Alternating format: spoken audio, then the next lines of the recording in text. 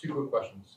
One, economic impact of LLMs, slower, like labor market impacts, slower than you originally anticipated, and just Chegg and customer service people. And then two, do you think academia deserves or should get AI subsidies, or do you think they should just partner with big players out there? And I pushed really, really hard on getting data centers for universities. If I were a faculty member in the computer science department here, I would be beyond upset that I can't build the algorithms with my graduate students that will do the kind of PhD research.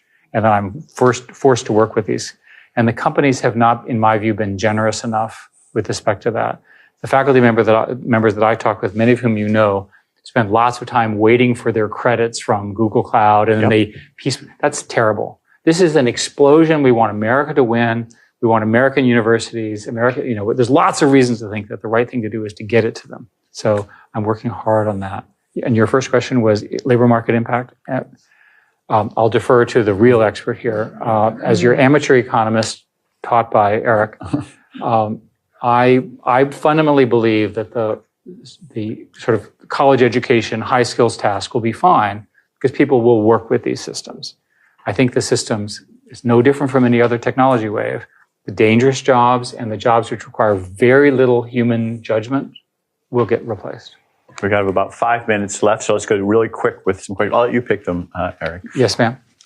Hi. I'm really curious about the text to action and its impact on, for example, computer science education. I'm wondering what you have thoughts on, like, how CS education should transform to kind of meet the age. Well, I'm assuming that computer scientists as a group in undergraduate school will always have a programmer buddy with them. So when you learn your first for loop and so forth and so on, you'll have a tool that will be your natural partner. And that's how the teaching will go on. That the professor, he or she will talk about the concepts, but you'll engage with it that way. And that's my guess. Yes, ma'am, behind you. Yeah, can you talk more about the non-transformer architectures that you're excited about? I think one that's been talked about is like state models, but then now with longer context, I feel like they'd be actually a little bit more. So I was curious what you're seeing in the space. I don't understand the math well enough. I'm really pleased that we have produced jobs for mathematicians because the math here is so complicated, but basically they are different ways of doing gradient descent, matrix multiply, faster and better. And transformers, as you know, is a sort of systematic way of multiplying at the same time. That's the way I think about it. And it's similar to that, but different math. Let's see, over here, yes, sir, go ahead. You mentioned in your paper on national security that you have China and the US and the upper quadrant on capabilities today.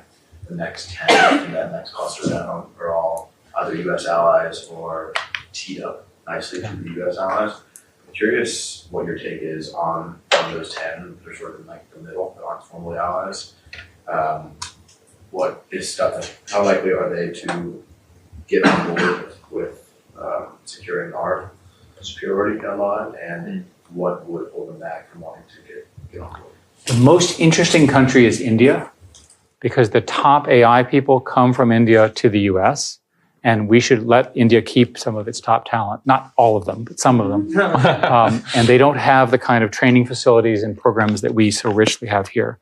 To me, India is the big swing state in that regard. China's lost. It's not going to come back.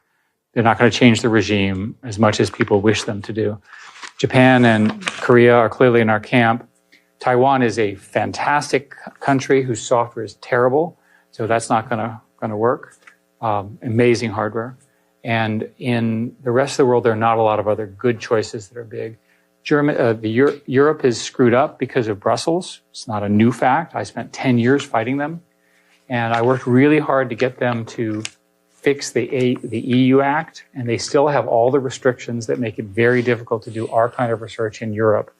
My French friends have spent all their time battling Brussels, and Macron, who's a personal friend, is fighting hard for this. And so France, I think, has a chance. I don't see Germany coming, and the rest is not big enough. Go ahead. Yes, ma'am.